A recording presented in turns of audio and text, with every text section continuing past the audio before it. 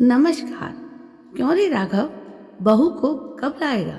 शंभू चाचा ने खटिया पर लेटे लेटे ही सवाल किया। राघव उनको अनसुना करते हुए तेजी से पुराना कपड़ा हाथ में उठाकर आंगन में रखी मोटरसाइकिल पहुंचने लगा। सब पर बोझ बनकर बैठे हैं, ना घर बसाया ना परिवार। अब पराई स्त्रियों की खबर ना रखेंगे तो भला और क्या करेंगे? अपनी बहू की खोज खबर तक न ली, अब सबकी बहुओं की जानकारी चाहिए। पर उपदेश कुशल बहुत तेरे, बड़बड़ाते हुए बाइक साफ करके वो नौकरी पर चला गया। शंभू चाचा भी अपनी उस उपेक्षा पर मुस्कुराकर मौन रह गए। शायद उनका यही एकमात्र प्रायश्चित था। कभी श्रवण कुमार कहे जाने वाले शंभू के मुंह से निकली बात बात नहीं, पत्थर की लकीर मानी जाती थी। साधो बाह असील की सपने हूं मैं छुई जाए, आप निभावे जन्म भर लड़कन ने कही जाए। रघुकुल की रीत की तरह बात के धनी शंभू चाचा के वचन की लोग गारंटी लेते थकते नहीं थे। बंदूक की गोली बदल सकती है, पर शंभू की बोली नहीं। किसे पता था कि यही आन एक दिन उनका जीवन यूं तहस नहस कर देगी। अब फौज से रिटायर शंभू की जगह पराई इच्छा पर निर्भर रहने वाले बोझ से अधिक न थी। परिवार में वो जब तक खर्च करते तब तक जरूरी होते, और धीरे धीरे कब गैर जरूरी हो जाते वो खुद ना जान पाते। उन्हें ना विवाहित कह सकते थे ना अविवाहित। रंग रूप में पुरुषोचित आदर्शों पर खरे शंभू गृहस्थी होते हुए गृहस्थ न थे। उनका कमरा बस सफाई के नाम पर खुलता और बंद होता। दीवार पर टंगी उनके विवाह की एकमात्र श्वेत श्याम तस्वीर ही थी स्त्री का अस्तित्व उस कमरे में। चाची की तो उसकी स्मृतियों में भी बड़ी धुंधली सी याद थी। उन्हें उसने कभी अपने घर में नहीं देखा था। चाचा की जिम्मेदारी रोटी पानी सबको बोझ लगता, पर चाचा को कोई कभी बोझ ना लगा। वो हार श्रृंगार के पेड़ के नीचे बड़ी टीन के नीचे ही लेटते थे। उनकी खटिया और वो जगह ही उनकी दुनिया थी।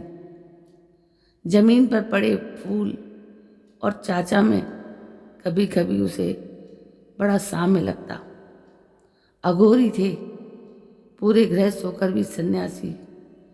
रात को जब राघव घर लौटा तो आग तापते शंभू ने उसे अपने पास बुला लिया और समझाते हुए कहा, लल्ला बात मान ले, गुस्सा थूक, जाकर बहू को घर ले आ अपने।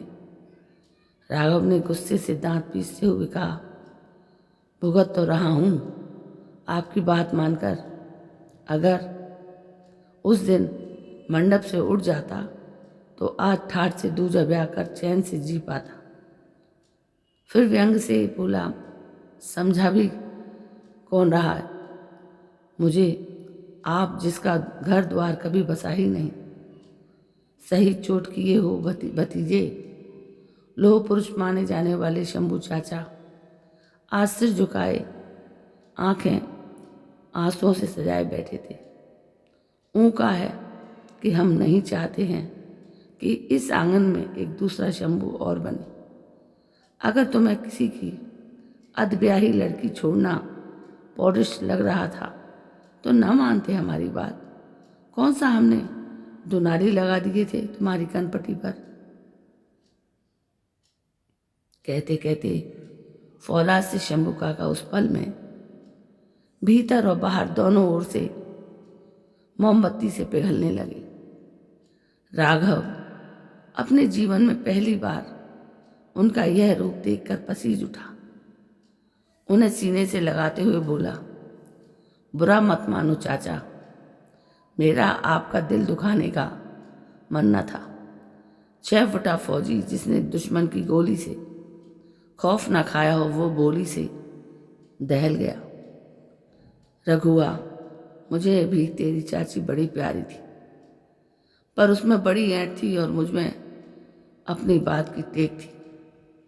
मैं श्रवण कुमार तो बन लिया अपनी माँ का, लेकिन उसका पति न बन सका। बस अपनी बात का धन ही हाथ लगा मेरे। वो होती तो हम एक दूसरे का सहारा होते। परिवार होता आज बुढ़ापे की दहलीज छूने जा रहा, मगर क्या जीवन है मेरा, दूसरों पर बोझ हूँ। शंभू चाचा के दिल का फोड़ा आज उसके सामने फूटा था। मवाद ज्वालामुखी की लावी सा बह रहा था। राघव ने सपने में न सोचा था कि हंसमुख चंचल नदी से बहने वाले शंभू चाचा के मन की तलहटी में इतने दुख की गाद जमा होगी। उसने उसे जी भर कर रो लेने दिया। चाचा के मन का ज्वार जब मंद पड़ा, वो खुद को संयत करके बोले, रघुआ, जो गलती मैंने की उसे तू मत दोहराना बेटा। गलती? कैसी गलती चाचा? उसने हैरानी से कहा। शंभू चाचा उस पल में न जाने कितने बरसों पीछे लौट गए।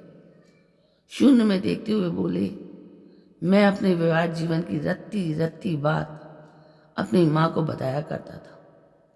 आज्ञाकारिता के बेताल ने कभी भी मेरी पीठ से उतरना मंजूर ना किया। मेरी माँ ने मुझे इतना प्यार दिया, मुझ पर इतना ज़्यादा अधिकार किया कि मुझे अपनी छाया के बाहर निकलने ही नहीं दिया। माँ की जिद में उसे देश निकाला दे दिया। अगर समझाया होता तो आज अमरबेल सा दूसरों की रहसी पर ना पल रहा होता। वो घर होती तो आज तेरे भाई बहन तेरे जितने होते। जीवन साथी की ज़रूरत इस उम्र में सबसे ज़्यादा होती है। समय रहते आंखें खोल ली। उसने जो चाहा सो किया, जो दिखाया सो देखा। यह भांप ही न पाया कि उसके लिए भी मेरे कुछ कर्तव्य हैं, जिसे आग पानी की कसमें खाकर अपने साथ लेकर आया हूँ। तो खुद ही देख ले, अब कौन मेरा है और मैं किसका हूँ। राघव ने उन्हें कसकर अपनी बाहों में भींच लिया और उन्हीं की चारपाई पर लेट गया। गृहस्थी का मन चाचा के चेहरे की लकीरों में किसी नदी के भंवर सा घूम रहा था। वो धीरे से बोला, चाचा। उन्होंने उत्तर दिया। दादी, बाबा तो कब के गुजर गए। ये चाची को न लाने की भीष्म प्रतिज्ञा कब तक निभाओगे? ले क्यों नहीं आते? वो भी तो निभा रही है रघुआ, जाने जिंदा है कि नहीं है। चाचा आसमान की ओर ताकते बोले, अगली सुबह। चाचा देर तक सोए। आंगन में चहल पहल कम थी। राघव की मोटरसाइकिल भी जगह पर थी। वो नित्य नियम को मंदिर चले गए। 3 दिन हुए राघव की शक्ल न देखी। उन्हें भाभियाँ यूँ भी नाराज रहती। सबको उनके खाली कमरे की जरूरत थी, पर उन्होंने उसे पूजा के फूलों की तरह किसी को न सौंपा। खाने की थाली देने आए बच्चों से महीने का खर्च भिजवा देते। राघव को गए आज 5 दिन हो गए थे। मंदिर में चाचा ने आज दिया जलाया। उसकी घर गृहस्थी की कुशलता का गोधूली के बाद घर पहुँचे तो पाया उनकी खटिया आज हार श्रृंगार के नीचे न थी। आंगन में अजीब सी रौनक थी। कोने में हंसी ठिठोली थी। आंगन के तार पर राघव के मैले कपड़े देखकर उन्हें भारी राहत मिली। अरे रघुआ, बहू ले आया क्या? उन्होंने ऊंचे स्वर में कहा, हाँ चाचा। वो बाहर आते ही बोला। उसके पीछे बहू भी चली आ रही थी। उसने धीरे से आंगन की बत्ती जला दी। शंभू को बरसों बाद भी कोने की भीड़ में वो चेहरा न जाने क्यों उन्हें दिखने लगा, थोड़ी चांदी के साथ। शायद बहू आने की खुशी में बोरा गया हूँ मैं। उन्होंने अपने सिर में खुद ही चपत लगाते हुए कहा, चाचा अपने कमरे की चाबी दीजिए। राघव उनके चरण स्पर्श करते हुए साधिकार बोला, बहू को मुंह दिखाई चाहिए। हाँ हाँ, आज तूने मेरी बात का मान कर मुझे बेमोल खरीद लिया। उन्होंने जनेऊ से निकाल उसे सहर्ष देते हुए कहा, मगर ये क्या? बहू तो उनके पैर छूकर सीधे रसोई घर में लौट गई। वो अपनी खटिया आराम करने के लिए खोजने लगे। ना मिलने पर बाहर चबूतरे पर बैठ गए। देर रात उन्हें राघव ने खाने को आवाज़ लगाई, तब पाया कि उनके कमरे की बत्ती जल रही। साफ सुथरी खिले हुए हार श्रृंगार की महक आज उस बंद कमरे की सीलन निकाल कर साधिकार घुस रही थी। चांद की छनती रोशनी में चुनरी की साड़ी पहने एक अजनबी आकृति थाली लिए उनकी ओर बढ़ी।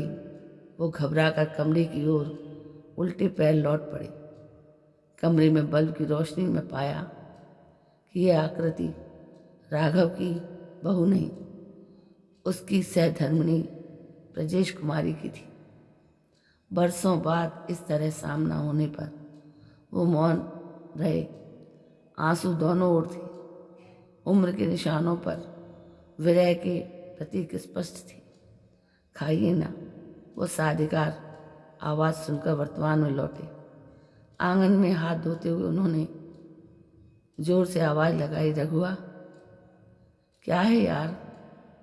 चाचा वो शर्ट पहनता हुआ आया। बहू नहीं लाया?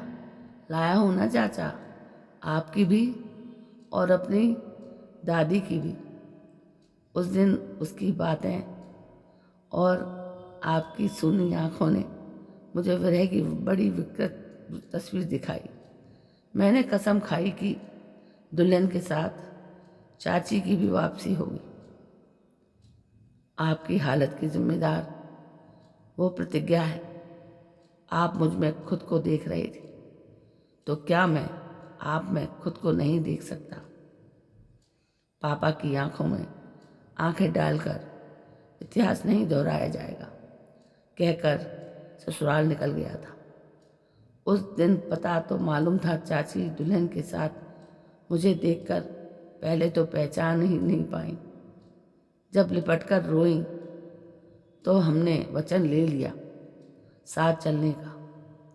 अब उस कमरे में उसकी मालकिन का स्वागत कीजिए। अब हम अदब्याय नहीं हैं। जीवन साथी के साथ का जगमग दिया दोनों विरह का अंधेरा दूर कर चुका था। तो दोस्तों, ये थी एक हिंदी की लव स्टोरी अधूरा सुहाग, जो आपको शायद पसंद आई होगी। इस समय मेरा गला खराब है, इसलिए मैं ज़ोर से बोल नहीं पा रही हूँ, लेकिन स्टोरी का समय से लगाना बहुत ज़रूरी होता है, ये तो आप भी जानते हैं। गला यदि ठीक करने का मैं इंतज़ार करूँगी तो कई दिन लग जाएंगे। दोस्तों, यदि ये कहानी पसंद आई हो तो प्लीज़ मेरे चैनल को सब्सक्राइब करना ना भूलें। कल मैं फिर हाजिर होती हूँ एक नई कहानी को लेकर। तब तक के लिए जय हिंद, वंदे मातरम।